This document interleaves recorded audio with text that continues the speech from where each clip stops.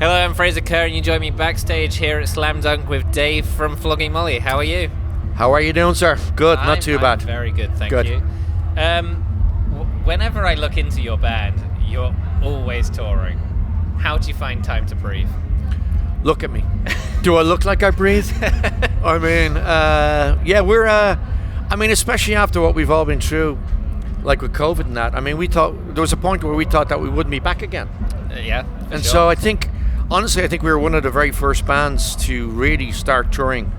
Like, not just a week here or there, but we were going months at a time. And we've seen how it gradually is starting to come back, you know.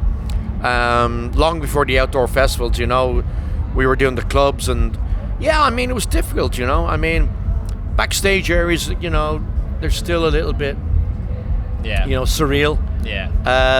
There's nobody really stealing your beer anymore, which could be a good thing or a bad thing. I'm not quite sure, but no, you know, it's getting there. It's getting there for sure. How do you find time to record new music and work on new music? Well, have you found time?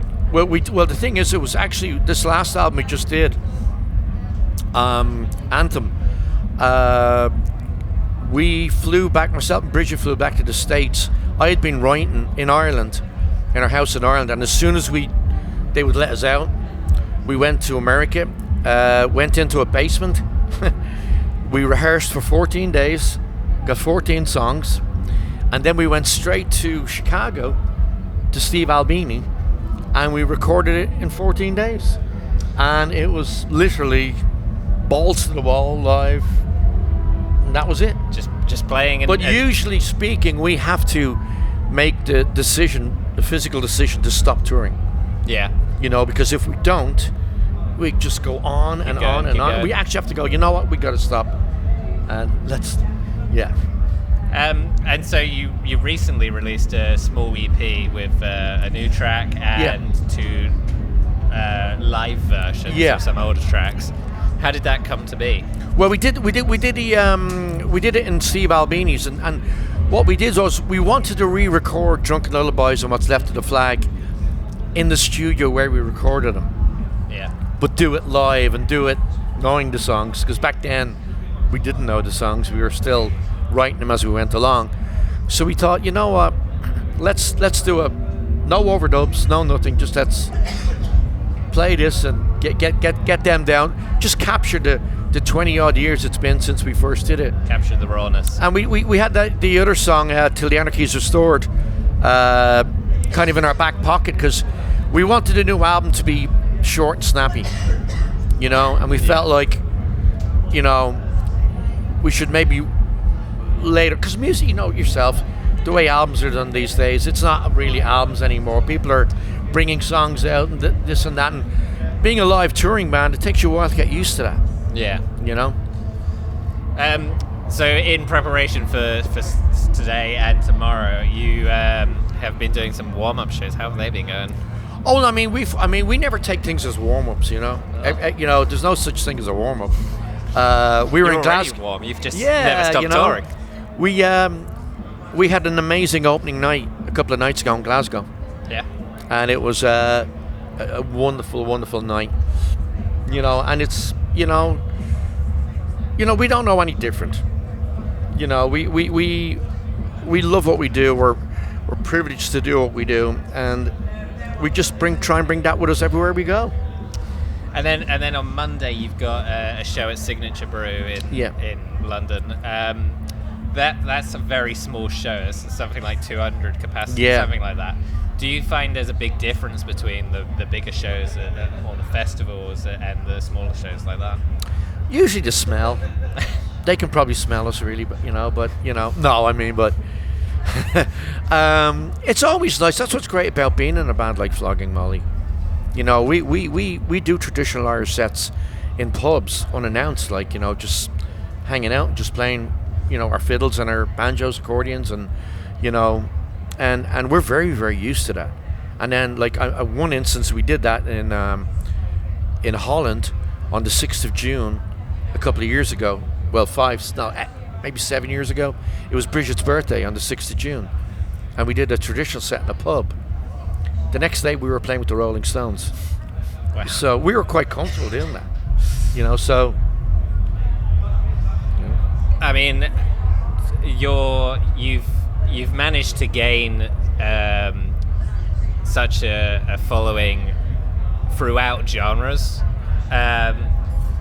Is there much of a difference between the crowds that you get at like the different, like supporting different people? No, I think everywhere we go, it seems to be, you know, it's lovely to see people. I mean, I remember like the first time we did the Warped Tour. That's really when we started to tour, was the Warped Tour. Yeah. And I remember the first song we played was The Likes of You Again.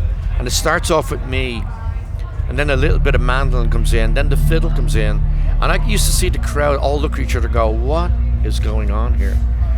And you could tell, and then you'd kick into the song, and they'd all look at each other and start smiling. And then next thing is the mosh pit, you know, and it was like, you know, it's Irish music, you know, it's soul music, punk rock music, it's whatever you want. I mean, saying that, I mean, it hits the soul. Yeah. I mean, you've managed to capture a fan base that's multi-generational. Like your set earlier, I saw lots of children and lots of older people. Yeah. There's a real range. Yeah. I think that's what keeps a band going, though. Yeah. You know, I think definitely, I mean, even in our own shows, it's always been the case. There's always been a huge generation of fathers, mothers, daughters, sons, grandparents. You know, it's always been that at our shows. And I think that's very important for a band.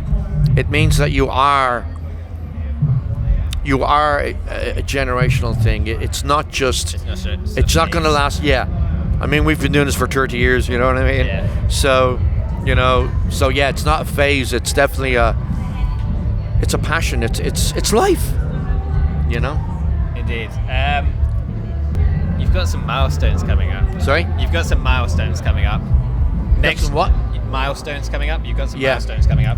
Next year is 20th anniversary of Within a Mile of Home. 20th? 20th. You got any plans for the celebration of that? Well, I mean, you caught me off guard because I didn't even know that was a thing. Wow. I didn't know that. Wow. Well, now that you mention it, I suppose we have to do something, you know. But I remember that like it was yesterday, you know. Yeah. Do you have any fun memories of recording it? Yeah, I mean, I remember the studio in Hollywood in California, and it was just, you know, we've always done our albums as live as we can, you know. It's the only way we can work, you know. And but yeah, it was a wonderful, wonderful time. Yeah. Well, it's been great talking to you. Thank you for taking the time to talk to me. Absolutely. Enjoy the rest of your day. Yeah. Look forward to Leeds tomorrow.